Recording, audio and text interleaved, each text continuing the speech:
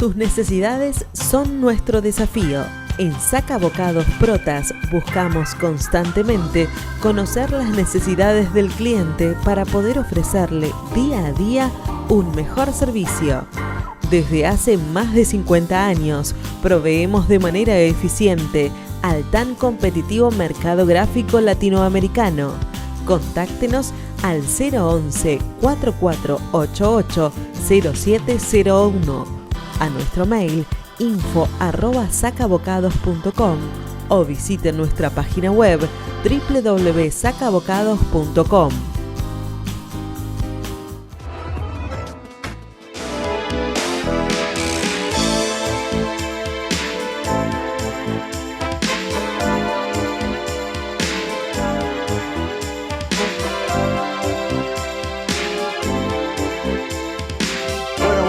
Amigos, Economía Ahora, pandemia, como siempre, estamos charlando con ustedes como todas las semanas, y esta semana indudablemente se ve complicada, muy complicada, y por eso nos animamos a llamar al profesor Eduardo Martínez, que lo tengo a mi lado, para comentar lo que nos pasa o lo que nos puede pasar en el mundo por esta incursión rusa y los problemas que tenemos con los distintos países que están cercanos y lo que sufre la propia Europa, ¿verdad?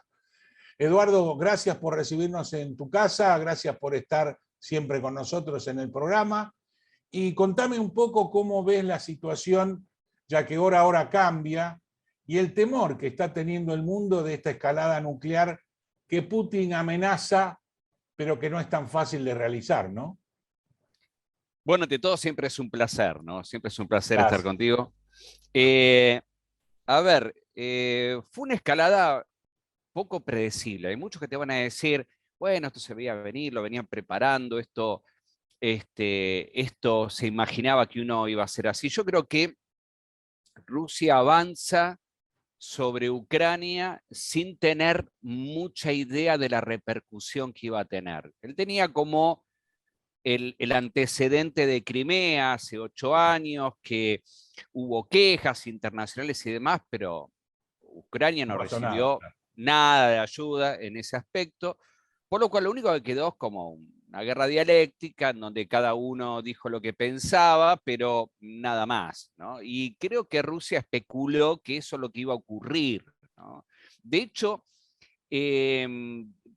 te cuento un poco un chisme que pasó, porque esa noche cuando inicia el ataque, que empieza más o menos a las 5 de la mañana de allí, más o menos para que se den una idea, cerca de la medianoche nuestra, uno por el trabajo que tiene está constantemente en contacto con los periodistas de allá y demás, y de hecho he hecho algunos informes para cadenas rusas, por lo cual es típico del WhatsApp todo el tiempo, ¿no? Y de repente hubo como una especie de silencio de radio, ¿no? Total, ¿no? Nadie contestaba nada. Y de repente amanecimos con esto, ¿no? Y después me enteré que ni siquiera los periodistas de Rusia sabían qué iba a pasar. No tenían ni idea que esto iba a ocurrir. Imagínate que el ataque fue a las 5 de la mañana, a las hora de Rusia. A las 6 de la mañana, Putin hace una conferencia, con una especie de cadena nacional, que poco la vieron en realidad a las 6 de la mañana. Sí. Es decir, que el ruso medio se despertó y encontró que habían invadido Ucrania. Muchos dijeron, ¿qué? Es decir, no era algo esperable y yo te diría para una gran parte de la población querido, ¿no? Es decir, fue algo realmente bastante sorprendente. De hecho, el día anterior el ministro de Defensa ucraniano y el propio presidente dijeron las posibilidades de que nos ataquen son mínimas. Y ahí empiezan las preguntas del neófito. Primero, ¿se imaginó Putin que el presidente ucraniano termina siendo un héroe nacional como pasó después del ataque? ¿Se lo imaginaba? No, yo creo que ni Zelensky lo imaginaba, ni siquiera Zelensky lo imaginaba el presidente de Ucrania, claro. Porque el presidente de Ucrania venía muy mal. Es decir, hasta este conflicto, él había sido elegido con un 73%, ¿no? Una cosa impresionante, había caído al 35% y había razones por las cuales él había caído. Hizo algunas cosas muy criticables, ¿no? Que de hecho hubo como alertas en la comunidad periodística internacional cuando primero entró en el tema político, prácticamente proscribió el Partido Comunista en todo el territorio, por lo cual cada vez que se presentan tiene que Claro. cambiar de nombre y esas cosas medio raras. Después había un político de oposición, que es el más importante que tienen, que además es dueño de 3 canales, y dijo que era colaboracionista de los rusos, por lo cual le cerró los 3 canales, y en diciembre los otros 2 canales que eran un poco adversos a él también los cerró. Entonces, la cosa no venía muy bien, digamos, es decir, él venía como de capa caída, la comunidad internacional lo estaba mirando a Zelensky, como diciendo, ¿qué está pasando acá, no? Y de repente pasa esto, y realmente Zelensky ha tenido, debo decir, como critico eso, ha tenido una postura muy valiente, porque Estados Unidos le brindó un salvoconducto para poder salir del país, inclusive gobernar desde el exilio. Él dijo que de ninguna manera, digamos, ¿no? Es decir, él se está quedando ahí hasta el final. Y eso es algo que yo valoro mucho de un político. Es decir, me parece, valoro que haya dicho la verdad en todo momento. Me parece que desde que empezó el conflicto, él fue muy sincero, digamos, ¿no? Criticó mucho a Europa y Estados Unidos cuando dijeron, sí, están hablando, o me mandan armas, pero yo no tengo a nadie que esté al lado mío, estoy solo acá. Y no se cayó nada, ¿eh? En momentos en que uno tiende a congraciarse en el medio del lío y tratar de quedar bien con alguien para pedir ayuda, no, fue bestial en el sentido, fue bestial como contó todo el ingreso de los rusos, esta invasión asesina que está haciendo Rusia en Y estas Ucrania, ¿no? negociaciones que se están planteando, que están haciendo ucranianos y rusos, Sí. fuera del país, por supuesto, ¿no llama la atención que ninguno diga nada? Porque, A ver, digamos, sí, normalmente si vos y yo negociamos y yo te achaco a vos que vos sos un sí, cerrado, que no querés hablar conmigo, bueno, mire, Martínez no me quiere escuchar. Eso es lo que pasa. claro, Vos dirás, no, lo perfecto. que pasa es que él me grita. Pero de Sí. estas negociaciones no se sabe nada. Creo que no se sabe nada o ¿Es casi bueno o nada malo porque eso? y yo no sé si es malo, lo que pasa es No, que por ahí es creo bueno. que los dos se avergüenzan de lo que tienen que decir que sí, los dos.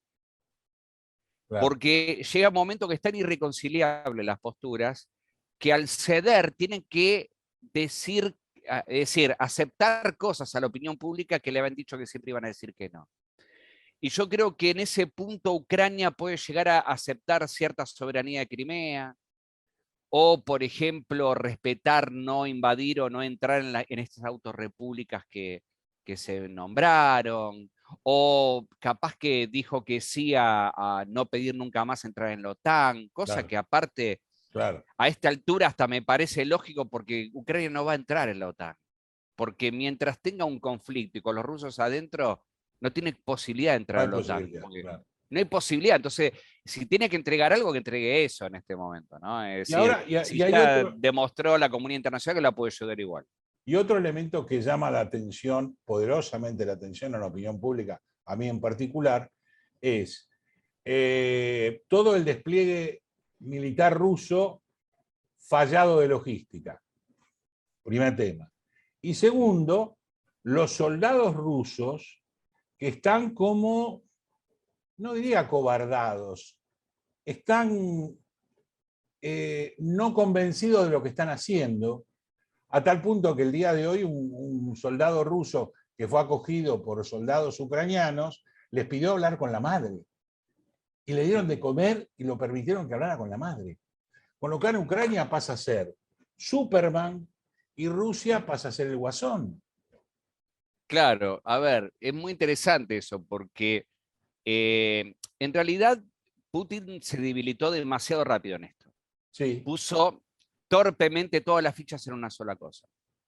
Cuando Putin en un momento, 1 o 2 días antes del ataque, estaba en el mejor papel de Putin, que sabe hacer toda El que su sabe vida, que es hacer. sobrevivir, claro, que es sobrevivir y que le cueste que le entres por algún lado. ¿Qué había hecho? Él tenía un pie en las negociaciones con Francia, ¿no? Es decir, Francia y Alemania habían sentado las negociaciones a Ucrania y Rusia, en lo que llamó el Cuarteto de Normandía. El diálogo se mantenía y estaba todo bien, de alguna manera, ¿no? Y del otro lado tenía todas las fuerzas desplegadas alrededor de la frontera, como diciendo, esto es lo que tengo, ¿no?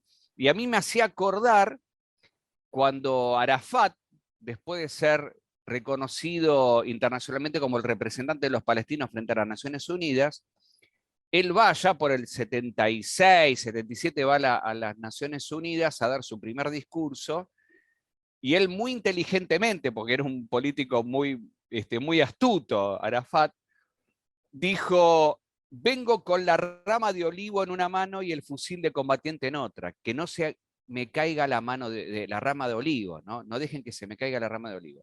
Y quedó bien con todo el mundo. Rusia Claro. estaba en un punto así, digamos, estaba como quedando bien con la comunidad internacional a pesar de la amenaza, yendo a las negociaciones, y por otro lado mostrando toda su fuerza y diciéndole a Ucrania, este es el límite de la OTAN, es decir, no puedo tener a un país como Ucrania, donde después Estados Unidos pone sus misiles amputándome al lado de mi frontera, no es seguro, desestabiliza toda la región, que Ucrania esté en la OTAN, y esta era la forma de demostrarte que yo puedo defenderme. Hasta ahí Rusia hasta tenía, no te digo un papel lógico, pero entendible de alguna manera. Cuando hace el ataque, saca el pie del...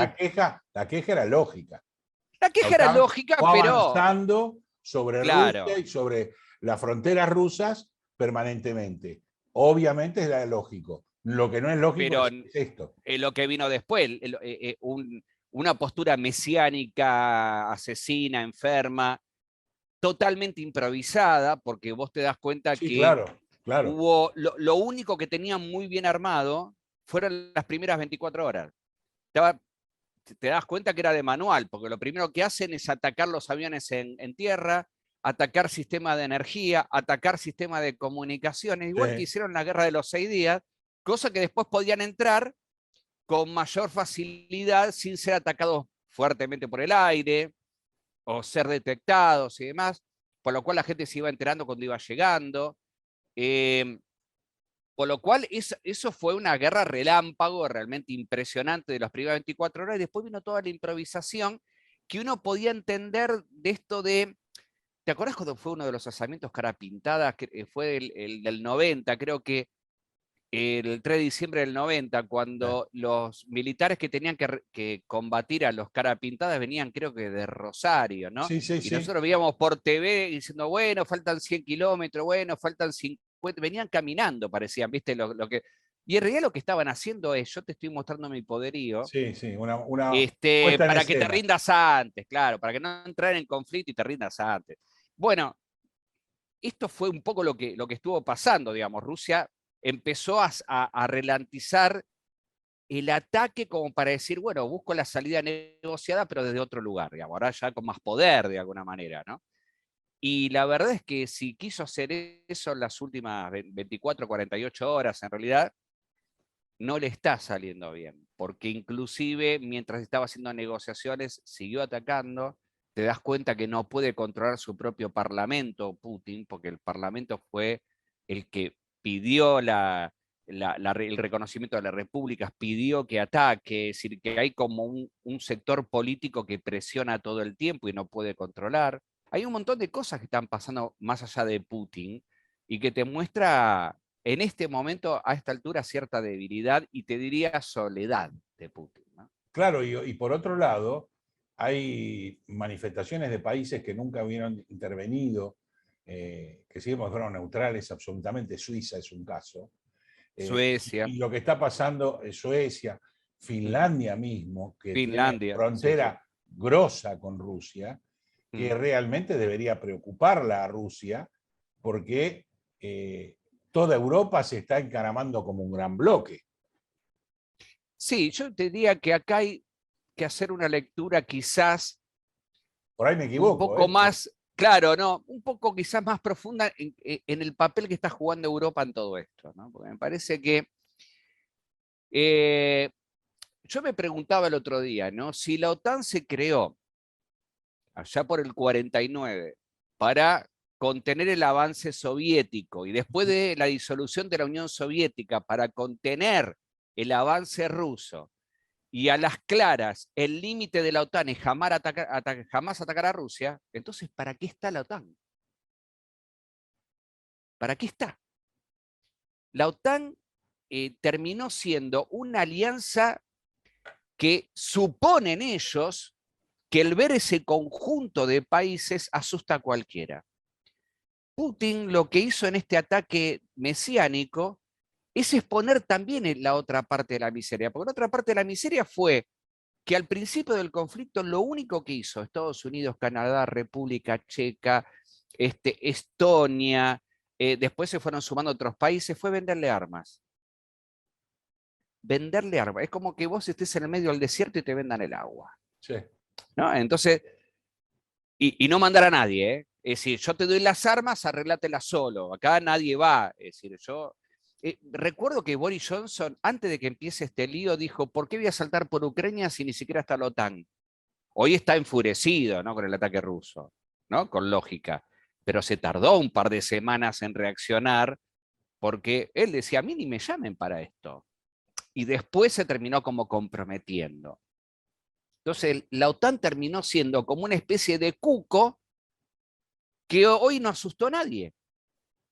Y lo único que está haciendo es distribuir armas, porque como alianza militar no está. Es decir, no está. Para lo único que se creó, ¿Y cómo, no está. cómo ves vos la apertura de fronteras de Ucrania? A ver, poder entrar cualquiera, sin visas. mira, es sin muy nada. interesante. Mira, el otro día empecé a mirar, porque es un tema que no se trata mucho esto, quiénes son y quiénes están en los países que están alrededor de Ucrania. Porque a veces no tenemos mucha idea, ¿no? Sabemos de Rusia, sabemos de Bielorrusia, muchos inclusive no sabían ni dónde estaba en el mapa Ucrania y todo el mundo lo aprendieron en los últimos 15 días. Pero vos, por ejemplo, tenés Moldavia. Moldavia está Maya Sandu, una abogada, una economista de 49 años, es un gobierno liberal, está del 2020. Maya Sandu. Bielorrusia, ya todos lo sabemos que está Lukashenko. Lukashenko está desde el año 94. Hace 28 años que está ahí, aliado incondicional de Rusia, tiene 67 años. Casi un sindicalista argentino. Sí, Casi un sindicalista vino argentino. para quedarse. Claro. Vino para quedarse. Polonia, tenés a Andrzej Duda, ¿no? También un abogado de 49 años. Estamos hablando de gente, en su mayoría, muy jóvenes, es un conservador. Polonia entró a la OTAN en el año 99, es parte de la OTAN. Rumania, que entró a la OTAN en el 2004, otro de los países alrededor de Ucrania. Está Klaus Werner, ¿no?, que está del 2014 y también tiene una onda medio liberal, digamos, liberal decente. Después tenés a Eslovaquia, que ahí la tenés a Susana Kaputova, que es una abogada también de 48 años, que es progresista, viene del palo de los ambientalistas y demás. Eslovaquia, junto con Rumania, entró en el 2004 en la OTAN, otro aliado de la OTAN que está alrededor de Ucrania. Y nos queda Hungría, que en Hungría está János Áder, que está del 2012, lo vienen reeligiendo, es un abogado de 62 años, es una centro derecha, de alguna manera. Quizás lo más cercano acá sería una especie de Macri, una cosa así. Y viene siendo reelegido. Es decir, vas a tener gobierno de todos los colores, vas a tener 4 países alrededor de Ucrania que son miembros de la OTAN. Entonces tampoco es tan urgente que Ucrania entre en la OTAN. Digamos, está rodeado de gente de la OTAN. De la OTAN, en este momento, claro. De la OTAN, por lo cual si tiene que renunciar a eso, la verdad que Ucrania no gana ni pierde nada porque inclusive tardó todos estos años para entrar a la OTAN, porque la pidieron en el 2014, porque su propia constitución no se lo permitía. Entonces tuvieron que cambiar la constitución en el 2019 para poder entrar en la OTAN y en la Unión Europea, tenían que hacer todo un trámite. Cuando lo terminaron, les agarró la pandemia. Pasó toda la pandemia y cuando salió todo esto, Ucrania volvió a sacar la banderita, dijo, bueno, quiero entrar a la Unión Europea, quiero entrar a la OTAN, y ahí es donde Rusia dijo, lo vio como que la cosa se venía, y es donde avanza todo este lío. Yo creo que puede entrar tranquilamente a la Unión Europea. De hecho, creo que va a ser express el ingreso a la Unión Europea, porque ya están los papeles ingresados, va a ser express, como nunca nadie entró. Pero me parece que la misma OTAN no está muy convencida a esta altura de que entre Ucrania, porque es muy inestable internamente y porque no puede meter un país que ya los rusos están adentro, con 2 repúblicas separatistas, adentro de la OTAN, porque meter a los rusos dentro de la OTAN. Así que yo creo que Y yo me de alguna manera pregunto, Ucrania quedó condenada a no entrar. claro, yo me pregunto, Rusia sabemos que baja un grifo y deja a toda Europa sin gas. Por otro lado, Rusia necesita plata, porque Sí. al estar congelado todos sus activos en los distintos lugares, y entonces se abraza, por supuesto, con el otro amigo enemigo que tiene, que es China, que no solo es amigo enemigo, sino que es uno de los principales, la principal aspiradora comercial del mundo, tanto para Totalmente. ingresar como para egresar, ¿no? Totalmente. ¿Cómo ves la posición de China hoy ante este posicionamiento del vuelve la Guerra Fría y yo afuera? Bueno, vamos Pero por parte. con un Sí, poderío que no tenía en la Guerra Fría. obviamente. A ver, vamos a separar en 2 cosas porque son 2 temas súper interesantes. Primero el tema del gas. Para que la gente entienda, porque viste, cuando se habla de Ucrania, de Rusia, todos dicen está petróleo, gas y qué sé yo, ¿no? Y es cierto, claro que sí. Aparte, cereales, son grandes exportadores de cereales como Rusia, como Ucrania. Pero sobre todo hablamos de la parte energética, ¿no? En el año 2010, 2011 arranca desde Rusia hasta Alemania un gasoducto que se llama el Nord Stream 1, que funcionó perfectamente los últimos 10 años. ¿Quién hizo, quién ideó, quién negoció, quién armó los papeles, quién hizo toda la firma, los trámites para que esto sea posible? Schröder, que era el anterior canciller antes de Angela Merkel. Antes de Merkel. Él armó el Nord Stream 1 y en los planes el Nord Stream 2, que corren paralelos por el Báltico, todo por el mar Báltico, Sí, sí. desde Rusia hasta el norte de Alemania. Se arma el 1 perfectamente, está funcionando hace 10 años, impecable, eso le permitió a Alemania abaratar casi un 20% las tarifas de gas, y inmediatamente empezaron con los trámites del 2, ya estando Merkel y toda la bola, con el número 2, hasta que se dieron cuenta que estaba flojito de papeles, porque cuando entra Merkel se dio cuenta que había un enorme negociado en el Nord Stream, ¿no? A tal punto se hizo obvio el negociado que Schröder termina como gerente de varias petroleras rusas después de que se va. Después que se va, sí. Era un desastre, ¿no? Todo el mundo se dio cuenta que habían corrido dinero para los 2 lados, bueno. Por lo cual quedó como demorado, no la construcción que se terminó en octubre del año pasado, de hecho completo el Nord Stream 2, hay que abrir la canilla nada más, pero terminó en octubre del año pasado, pero nunca se habilitó justamente por las peleas judiciales que había en el medio, ¿no? Que eran medio como vergonzantes para Alemania, un caso de corrupción de ese nivel, ¿no? ¿Qué pasó ahora? Que en el medio de todo este lío, Alemania decide directamente dar de baja el Nord Stream 2. Nunca, jamás esto se va a habilitar. Directamente ya se lo dijo.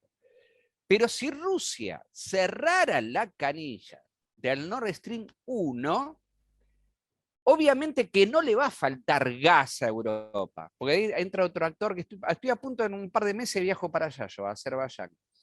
Entra otro personaje ahí que nunca se habla, que es Azerbaiyán, que es un gran proveedor del gas desde el Caspio y que ha sido muy inteligente, terriblemente inteligente en los últimos años, porque Azerbaiyán es uno de los 5 países que más creció en el mundo y nadie habla de Azerbaiyán. Y el secreto justamente del milagro de Azerbaiyán es que nadie hable de Azerbaiyán. Claro, Nunca están en boca de nadie. Yo he conocido a una gran persona, te lo contactaré para que hagas un programa de economía con él, porque realmente es impresionante. No? El embajador de Azerbaiyán en la Argentina, te vas a dar cuenta lo que es el milagro azerbaiyano. ¿Y ellos qué hicieron? Necesitaban hacer un gasoducto hacia Europa, y como no tenían el dinero hace unos cuantos años, se lo pidieron a los rusos, hicieron un poquito ellos y la mayoría ruso. ¿Y qué hizo el presidente de Azerbaiyán? todo lo que recaudaba lo guardaba, lo guardaba, lo guardaba, lo guardaba. Y cuando necesitó hacer el segundo, los rusos dijeron, bueno, dale, hacemos uno. No, no lo necesitamos, hacemos nosotros el segundo. Hacemos nosotros. Hicieron ellos, hoy Claro. facturan una maravilla y les llega ese gas de Europa. Viene un gas desde el Caspio por Azerbaiyán, que ese nunca estuvo en peligro, y en todo este conflicto Azerbaiyán se mantuvo callado hasta Afuera. las muertes de civiles, y cuando entró la muerte de civiles dio toda su ayuda a Ucrania, digamos, ¿no? Como que se desentendió absolutamente de Rusia, pero una postura muy inteligente a nivel económico, en donde apoyó cuando tenía que apoyar, pero muy callado la boca y sin mucho espamento. Es decir, que si Rusia cerrara la canilla de Nord Stream 1, pasan dos cosas. ¿Va a haber crisis en Alemania y va a faltar gas? Sí, puede llegar a faltar un poco de gas, pero no van a quedar sin gas. Y Rusia pierde entre 208 y 228 millones de dólares por día. A una economía que ya está cerrada, y te digo más, esto que le tienen que facturar a Alemania, yo no sé si lo pueden cobrar, porque al cerrarle el sistema SWIFT, lo más seguro es que ni siquiera ese dinero puedan cobrar, lo que le estén dando ahora. Así que eso es, la guerra del gas se hizo evidente, no fue el disparador, pero se coló el gas en todo el conflicto, y hoy la situación está así. Europa tiene otro suministro de gas, algunos un poco más lejanos y costosos, no se va a quedar sin gas, pero lo cierto es que puede haber, justamente como está pasando, un disparo en los precios del gas y que a los europeos les salga más caro. Más caro. Y sí, lo segundo por que ende a decías nosotros era también. China. Por ende a nosotros Claro, también. a todos. Y es decir, que Argentina, después vamos a hablar de que pierde y que gana Argentina. No, pero, justamente. Bueno, vamos a Argentina. Pero porque... me gusta cerrarte esto lo de China. Dale, Te digo dale. lo de China. Esto es genial. China ha tenido una relación amor-odio con Rusia. Sí. Ha tenido dos concepciones del comunismo totalmente distintas, por lo cual jamás se apoyaron ideológicamente. Se han apoyado políticamente cuando les convenía a ambos, o cuando necesitaban, veían su enemigo común. Estados Unidos avanzaba algo en la ONU, en el Consejo de Seguridad, y los dos eran perjudicados y vetaban los dos. Pero siempre China intentó no quedar pegado seguido en la foto con Rusia, y a Rusia le pasó lo mismo con China, ¿no? Egos de, en realidad nunca te necesité. Este es un poco el concepto. Claro. Ahora, ¿qué pasó cuando vino todo este lío? Apenas Rusia invade Ucrania, Xi Jinping llama a Putin. Fue el día anterior a la reunión del Consejo de Seguridad de Naciones Unidas, donde generalmente en estos líos vetan los dos, digamos, votan en contra de las sanciones los dos siempre. Y Xi Jinping le dijo dos cosas a Putin, que trascendieron, están en todos los lados que puedan consultar. Lo primero que le dijo es, tenés que salir de Ucrania. Número dos, tenés que sentarte a negociar. Yo en esta no te condeno, pero no te voy a acompañar para nada. ¿Por qué? Porque mi intención en este conflicto es ser mediador. Quiero separarme de vos y quiero plantarme ante la comunidad internacional como un posible mediador, un día después que Hungría se había propuesto y otros países se habían propuesto. Francia estaba enojado en ese momento porque Putin nunca más atendió el teléfono, entonces Macron estaba recontra caliente, y como que toda esa ala alemana francesa se había caído, ahí saltó Hungría, y de repente salta China y dice, yo no tengo problema en ser mediador de este conflicto, pero ya pidiéndole a Putin, vos en algún momento te vas a tener que retirar de Ucrania y tenés que hacerlo lo más rápido que puedas. Al otro día, claramente, se abstuvo, no lo condenó, tampoco lo apoyó, y hoy ya se sabe que China se está presentando como un posible mediador. Lo dijo la comunidad internacional. Pueden usar mi territorio, pueden usar mis políticos, pueden hacer lo que quieran. Ahora, ¿por qué lo hace China? Porque China está perdiendo mucho con esto. China depende mucho de la energía, compra mucha energía, se ha metido también en empresas energéticas en todo el mundo. Esto lo está complicando. No le toque los negocios a China. Claro, lo no está le toque los negocios a China. Comercialmente. Comercialmente. Sí, esto está todo mal. Es lo peor que podés hacer. Es más, si uno ve el mapa, está China en el medio de una pared que es Rusia, Ucrania peleándose y después la Unión Europea. Por lo cual ellos quieren mirar atrás del muro diciendo, pará, correte, que yo antes tenía una vista despejada y ahora tengo este lío en el medio y la verdad no le sirve a nadie y a nosotros no, por eso se plantean como una tercera posición más comprometida a ser negociadores que abstenerse simplemente, ¿no? China ya directamente se propuso ante la comunidad internacional para ser mediadores en esto. Pero digamos que China tiene un poder económico, no sé si bélico, pero sí económico muy fuerte, como para poder mediar en todo esto. Que lo puede Sí, mira, afectar. China tiene un poder bélico que a diferencia de los rusos nunca ostentó. Por eso, no sé si lo tiene en ese nivel, pero es para temer. Mira, yo creo que China tiene un conflicto directo con Rusia alguna vez y yo creo que Rusia la va a pasar pésimo. Porque hay dos cosas que siempre ha tenido China. China ha tenido en los últimos años una gran tecnología, cosa que se ha notado la caída tecnológica de Rusia, sobre todo en este ataque, ¿no? Con el tipo de vehículo y demás. Uno podía verlo en los grandes misiles que pudo desplegar y que pudo hacer en los últimos tiempos, pero en los equipos terrestres y demás se ha quedado un poco en el tiempo. En cambio, China ha apostado no solamente a lo tecnológico, sino a algo que, recordemos aquella frase de Mao Zedong cuando se involucra en la guerra de Corea, ya por el año 51, se mete directamente entre los rusos y los estadounidenses, que luchaban usando otros ejércitos, ¿no? Justamente del norte y del sur de Corea. China invade y dicen que llama a Truman por teléfono y tiene una gran frase que dijo: si todos los chinos dieran una patada al piso al mismo tiempo, el mundo temblaría, como diciéndole, mirá, yo capaz que en esa época no tengo una gran tecnología, pero tengo mucha. Mucha gente. Yo te puedo mandar y nunca te vas a cansar de recibir soldados y no vas a saber cómo pararlos.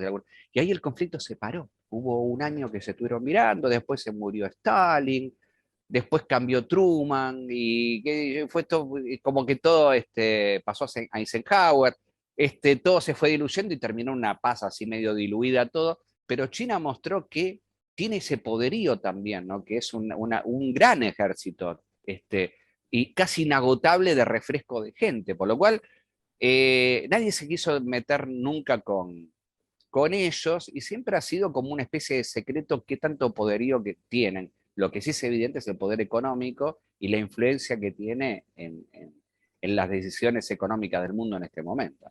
Y ahora vamos al patito feo geopolítico que es Argentina, con lo cual estuvimos casi hermanados con Putin 20 días antes de esta tremenda guerra que estamos sufriendo hace un par de días, donde también le fuimos a enseñar el maoísmo a los chinos y a su vez, fuera de lo de ayer, que es otro tema que también voy a tocar contigo, y a su vez estamos tratando de negociar con el amigo Biden y caerle bien, pateándole el nido todos los días y pensando que estamos en la época de 1945, donde las comunicaciones no existen. Y hoy uno estornuda y el otro le dice salud a 13.000 kilómetros. Claro. Esa es la diferencia. A ver, Argentina tenía una política exterior, este gobierno terriblemente errática, ¿no? Sin un rumbo. Yo siempre digo, mira, a veces es preferible tener una política exterior mala, pero que todo el mundo sabe hacia dónde vas, por lo cual eso en política internacional es muy bueno porque por lo menos sos predecible. Ser predecible es muy importante, ¿no? En política internacional. Por lo cual ibas para un lado y a alguno le va a gustar, a otro no le va a gustar, pero todo el mundo sabe para dónde va. Cuando vos vas un poquito, te vas para atrás, vas para adelante, te vas al centro, te vas a la derecha, te vas a la izquierda, te volvés poco creíble en todo sentido y por lo cual no se te convoca para nada porque no sabe qué pasa a decir. Claro. Impredecible, digamos, ¿no? Entonces, sí. De repente, palabra exacta, impredecible. Impredecible. Por lo cual, cuando salta todo este conflicto, al principio se los acusó de tibio y demás.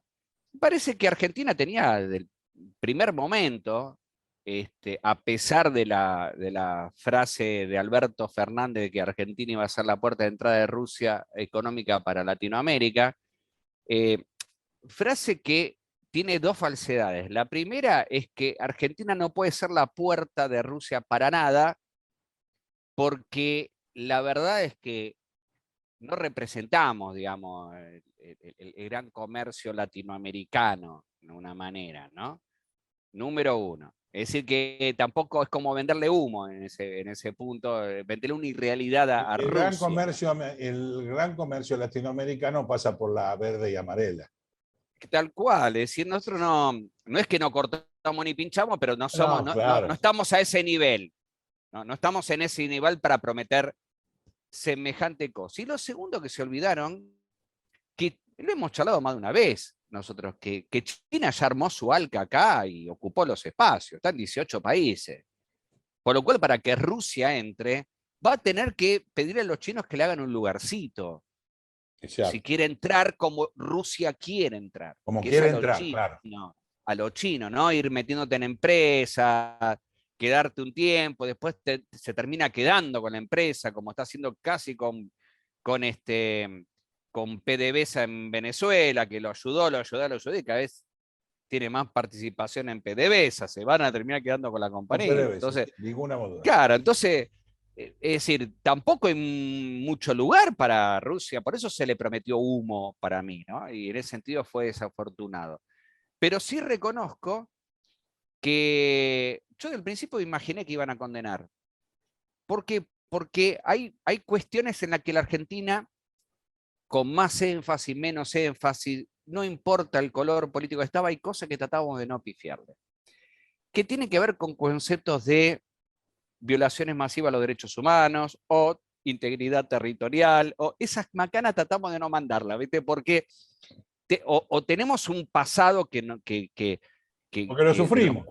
Que lo sufrimos, o de repente pasa con el tema Malvinas, por ejemplo, que no podemos cometer errores, ¿no? Entonces, es como que todo el mundo, algunos se han acercado abrazando a los ingleses, otros insultándolo, pero hay cosas que siempre repetimos. Entonces, el tema de integridad territorial no había que errarle, ¿viste?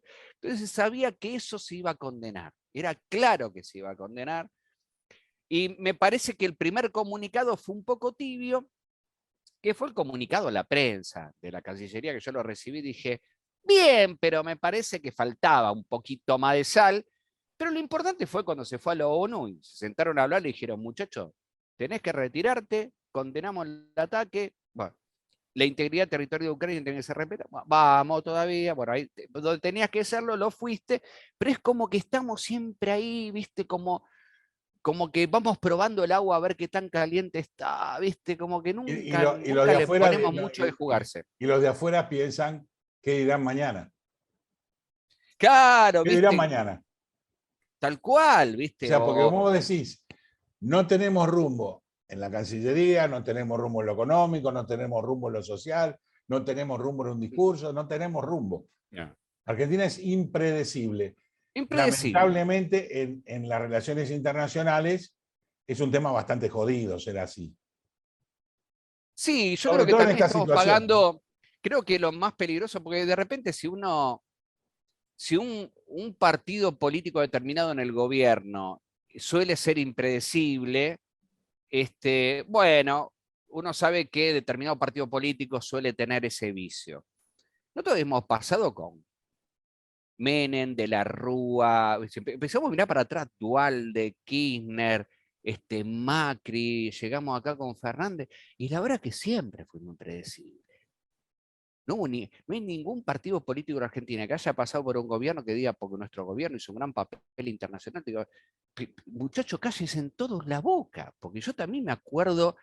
Lo mismo que le prometieron a Rusia, se lo prometían a Estados Unidos cuando vino acá a la reunión del G8, ¿viste? Le decían, le ponían, ¿viste? La alfombra, ¿viste? Y después se te rieron en la cara, porque cuando se armaron la macana, el moco del fondo, en donde la macana la verdad que es compartida, porque no se le puede echar toda la culpa a Macri. Macri pidió, y se la dieron.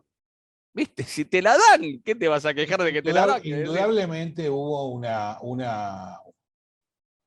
un acuerdo político importante por su conocimiento anterior y todos pensaron que en el final del gobierno iban a estar los que no están. lamentable, Claro, que iba a estar Trump, que iba a sí, estar Macri, y que esto lo íbamos a claro. resolver como un trámite. Sí, Lamentablemente, yo creo como que los fue un gobiernos, error. claro, como los gobiernos no predicen lo que va a pasar, porque muchos creen que vienen ya ganando y después pierden, y algunos los que pierden dicen que ganan, aunque pierdan.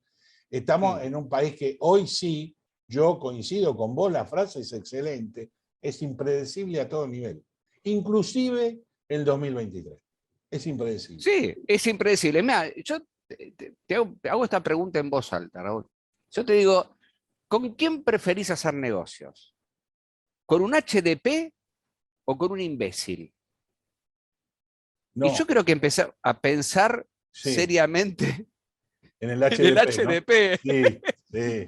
Bueno, ¿por qué? Porque por lo menos que ello delata un poco más de inteligencia. No, Si lo no, tenés es que claro, controlado, porque lo vos tenés sabés claro. para dónde va. Claro, tal cual. El Pero de imbécil eso, no bueno, sabés, el imbécil no sabe. no sabés. Es peligrosísimo eso. Claro, claro. Entonces, es como que no podemos ser el hijo bobo siempre de las relaciones internacionales que no sabemos dónde vamos. No puede ser, no puede pasar nunca más, no puede estar. Tenemos que tener una política concreta hacia dónde vamos. Tenemos que ir hacia un Pero lugar eso exacto. no nace, y vos, que justamente Mm. sos un idóneo en el tema, en acuerdos base políticos con gente que se escucha y que quiere que el país vaya para un lado. Acá no lo hemos tenido nunca. Y No, como no, no. vemos, y después del discurso de ayer, ¿qué vas a pensar que gobierno y oposición se van a sentar a hablar algo? Claro. Si lo que hacen es Sí, tirarse molotov todo el día. sí, no, muy triste también eso, No porque sirve de para repente nada. vos veías un presidente que estaba en Disney y una oposición que se iba ofendida como si fuera nene de jardín, entonces diciendo, si estamos en manos de estos irresponsables, que estamos Sí, sí, sonados, decimos, ¿viste? sí, Decir, sí, entonces decir, ¿qué estamos haciendo? Y de repente veía que le insultaban a Manes porque se quedó solito. Digo, sí. muchachos, me parece que fue uno de los pocos que dijo, No, mirá, es yo la estoy re nueva, pero enojado es que es con la lo que dijo nueva el presidente, política. pero me quedé. Claro, pero Claro. ¿sabés por qué? Porque después se pregunta la gente por qué esta nueva política peligrosa, a veces complicada, hablo de Javier Milei, hablo de Mm, Facundo Manes, ¿por qué sí. están teniendo tanto éxito o seguimiento de la sociedad? Pero pregúntenselo por qué. Porque estamos hartos de la política vieja, que Claro, es esta, la que vos decís. es esta. Yo me voy enojado y Claro. ofendido con vos. Y vos me echás la culpa a mí de lo que hiciste vos y lo que hicieron vos, lo anteriores, lo anteriores, lo anteriores.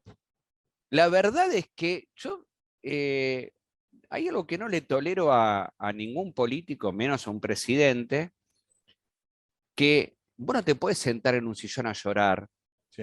por lo que recibiste, porque para eso está el psiquiatra. Está, es decir, vos cuando te pedís ser presidente, lo No te pedís con todo postules. lo Si que no, no te viene. postules. Claro, viene con todo, viene con el combo. Entonces diciendo, está bien, hay cosas que cuando te atacan y te dicen una mentira, dicen, no, discúlpeme, esto sí lo hicieron ustedes. Lo voy a arreglar yo, como pueda, pero no me vengas no te hagas el tonto que no lo hiciste. Podés hacer una aclaración, pero no vivir Sí, no gobernando culpando. pensando en quién no gobernó antes, porque si no, no vamos a gobernar jamás. ¿Entendés? Como que estamos a la buena de Dios. Por eso me parece que la Argentina ha tenido una postura errática, pero me parece que en el tramo final le costó pasar a NAFTA, pero en el tramo final, en el tema Ucrania, Va a seguir. terminó haciendo lo que tendría que haber sido el primer día, pero terminó haciendo, digamos. Lo importante es que se encolumnó no detrás de los Estados Unidos o de la Unión Europea, no, se encolumnó dentro de su Del propia hecho, historia, pero de del la que hecho, del del hecho. hecho y de lo El que ha hecho es aprendido de un, su propia claro, historia. el hecho es una invasión y la Claro, matanza de un pueblo, punto. Se ya llame como se está, llame. exactamente. Inclusive una invasión rusa que fue inclusive autojustificada por Putin en base de un posible genocidio que nunca existió. Sí, debo reconocer que hubo ataques irresponsables a veces del gobierno ucraniano a esta república, porque venían tirándose tiros hace Sí, 8 años, pero sí, hacía 2 años que estaban hace 2 años estaban tranquilos, estaban como en acuerdo, estaban charlando. No es que ahora estaba pasando algo. Si vos me decís hace 5 o 6 años atrás, y hubo un par de momentos feos, pero la verdad es que no había nada, nunca hay nada que justifique la invasión de otro territorio, ¿no? Nada. Y menos de esta manera con semejantes mentiras, ¿no? Es Y me cierto. parece que esto tiene que ser el final, y yo sé que lamentablemente no lo va a ser, pero tiene que ser el final de esta irresponsabilidad de las potencias que se muestran tan miserables, siempre usando a terceros países, países periféricos, para pelearse entre ellos. Porque mientras Francia y Alemania intentaban un acuerdo de paz, Estados Unidos tiró línea del fuego en todo momento, ya condenaba de antes, empezó a aplicar sanciones cuando estaban en un acuerdo de paz. Macron trataba de arreglar la Claro, situación, claro. y atrás tenía a Estados Unidos gritando como un vociferando, y del otro lado Putin con sus ansias de volver a los territorios de la Unión Soviética de repente y expandirse para demostrar lo macho que es. Y en definitiva siempre terminan usando terceros países, porque esto que hizo Rusia ahora, lo hizo 1000 veces la OTAN. Sí, sí. Entonces uno dice, no es que está bien que no Sí, a veces, tiene que pasar más. ayer hubo una crítica televisiva con respecto a que hablamos mucho cuando invade Rusia y no hablamos mucho cuando invade Estados Unidos. Por supuesto, viene del lado kirchnerista. No importa, Obviamente. pero asumamos que es así. Y la realidad es que para vos, para mí cualquier invasión es mala. Es horrible, porque Cualquiera es aparte mala. estamos hablando de países periféricos que nunca se supieron Claro, defender. Lo hicieron en la guerra de Corea, lo hicieron en la guerra de Vietnam, lo hicieron en la ex Yugoslavia, lo hicieron 1000 veces en África. Entonces decir, basta. Es decir, porque ni siquiera tienen las agallas, porque saben lo que pasaría si se pelearan directamente entre ellos. claro. Porque Estados Unidos hace 1000 condenas a Rusia. De la misma forma que Rusia se vive quejando de los Estados Unidos. Ninguno de los se atreve a tocarse. Porque sabe que sería un conflicto imparable.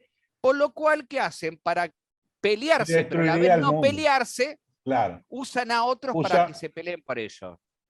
¿Viste? Como Profesor. que, Sí, claro, sí. fue él. Bueno, es Eso así. realmente es el final justamente de la nota. Usan a los terceros países para disputarse la que entre ellos como gallos no la van a hacer. Y creo, ¿sabes qué? Tenemos casi 700.000 refugiados en este momento en Ucrania. Tenemos 7 millones de ucranianos desplazados dentro del territorio que van moviéndose, que ya se fueron de sus casas hace mucho y que se van moviendo para no encontrarse con las tropas rusas. Es una tragedia humanitaria impresionante. Y todavía escuchamos a los grandes políticos, a las grandes potencias, que lo único que se preocupan es cuántas armas van a mandar, qué Sí. sacan de todo esto, cuánto débil está su propio enemigo de siempre, ¿no? Del conflicto, los de siempre, y lo hace Rusia, lo hace Estados Unidos, lo hacen todos. Y en el medio está el ucraniano que hoy rara vez tiene luz, con todos estos ataques, se le ha cortado la mayoría de internet, y que Elon Musk tuvo que entrar ahí a mandarles un poco de señal. No encuentran plata en los cajeros porque como nunca hay luz y no pueden hacer los depósitos, es decir, no tienen eso. Hace 2 días que están Una vida en realmente un búnker. miserable. Miserable. Bueno, y eso, las potencias No lo vivo. nunca terminan de medir las consecuencias de las cosas que hacen, ¿no? Me parece que es un momento para que la comunidad internacional empiece a reflexionar en estas cosas. Gracias, Eduardo, por el tiempo. Gracias por toda la clase que nos has dado con todo lo que vos sabés. Buen viaje y a la vuelta te comprometo a que charlemos un poco justamente de ese milagro. Si nos podés contactar, por supuesto, contactanos. Sí. De ese milagro que no se habla y que está bueno hablar de él. Sí, no, Azerbaiyán es un gran, cuando caiga el polvo de todo esto de Ucrania, claro. es muy interesante hablar de Azerbaiyán porque es un país que ha crecido mucho y que es un ejemplo en la región del Cáucaso. Es el Dubái del Cáucaso. Mirá Y vos, realmente yo han no lo logrado sabía. grandes Y avances. me recordó una charla mía con Raúl Previch allá por 1984, cuando me hablaba del milagro chino, que él venía de China, y del comienzo de la privatización china, donde habían privatizado un pedacito de la producción y había crecido, se había cuatruplicado la producción. y dije, yo preguntaba, pobre, Raúl ya está viejo. ¿Qué me está diciendo? Y que además proyectaban, nos decía a nosotros en un congreso, era asesor de Alfonsín en ese momento, que ellos proyectaban y presupuestaban todos de 25 a 30 años. Y ahí sí, ya fue la frase, no, esto no da para más, no lo escuchemos más. Claro. Hoy chapó a Raúl Prebisch, que dijo, como decís vos, Real. lo que va a llegar a ser Azerbaiyán dentro de 20 años, 30 años, y hoy nadie lo sabe. Así que te agradezco, Eduardo, buen viaje. Un enorme placer. Y gracias por haber participado en Economía Ahora una vez más y darnos la clase que nos da siempre. Muchas gracias. Un abrazo a todos. A vos. Chau. Suerte el día de hoy. Hasta pronto. Bueno, para ustedes todo. Ya yo no puedo agregar nada porque a mí me llenó de todo lo que quería saber. Espero que haya sido lo que ustedes querían saber, lo que ustedes querían preguntar. Capaz que me quedó algo seguramente. Pero bueno, seguiremos tratando de, con el consejo de ustedes y con el contacto con ustedes, poder tratar de hacer periodismo con la gente que ustedes quieren y preguntarle lo que ustedes quieren. Un buen día para todos y esperemos que esto se calme, se tranquilice y que mundialmente todos podamos estar mucho mejor. No solo en Argentina, sino en todo el mundo. Hasta la próxima emisión de Economía Ahora Pandemia. Raúl Olivera se despide. Chau, chau.